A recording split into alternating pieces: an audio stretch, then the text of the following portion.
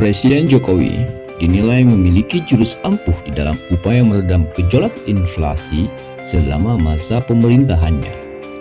Bukti terbaru tentang keberhasilan meredam gejolak inflasi tergambar dalam data BPS tentang inflasi pada Oktober 2022 yang berada di angka 5,71%. Angka inflasi ini mengalami penurunan bila diperbandingkan dengan bulan sebelumnya, September 2022, yang berada di angka 5,95%. Bukti lain tergambar dari perbandingan antara inflasi Indonesia dengan inflasi negara-negara lain, di mana inflasi Indonesia jauh lebih baik ketimbang negara lainnya, terutama negara G20. Sebagai perbandingan, inflasi AS 8,2%, Jerman 10%, Turki 83,5%, Korsel 5,6%, Jepang 16%, dan lainnya. Di antara salah satu jurus Presiden Jokowi dalam meredam gejolak inflasi adalah melalui strategi penerapan subsidi transportasi bagi pengangkutan barang dari daerah produksi ke tempat penjualan.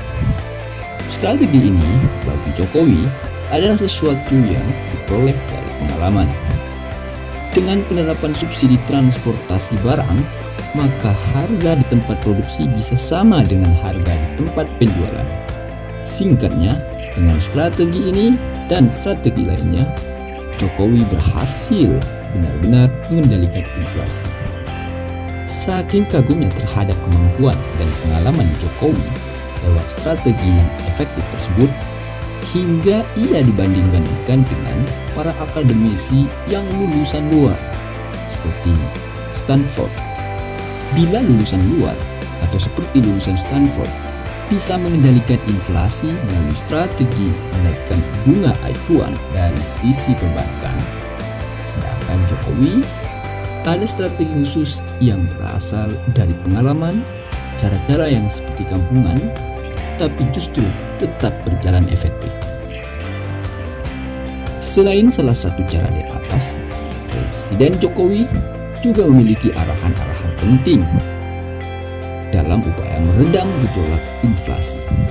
Pertama, Jokowi mengarahkan agar memperkuat identifikasi sumber tekanan inflasi di daerah melalui pemanfaatan data makro dan mikro serta data detail. Kedua, memperluas kerjasama antar daerah guna mengurangi disparitas pasokan dan harga antar wilayah. Ketiga, menurunkan biaya transportasi dengan memanfaatkan fasilitas distribusi perdagangan antar daerah.